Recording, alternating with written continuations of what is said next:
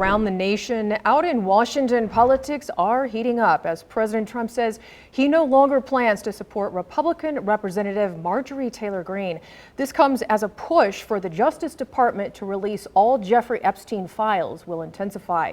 Willie James Inman has the latest.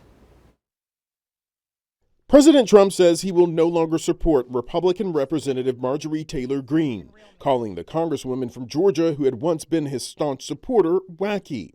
In a social media post on Friday night, the president took aim at Greene and said all she does is complain, complain, complain.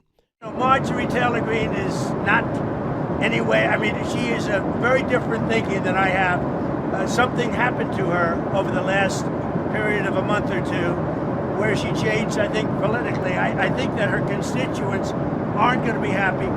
The president's negative comments about Greene come as she continues to push for the Justice Department to release all files related to convicted sex offender Jeffrey Epstein. These women have been waiting, some of them for decades. I talked to several victims that were raped by Jeffrey Epstein back in the 90s. And so this is information that has needed to come out for a very long time, and the American people have demanded it.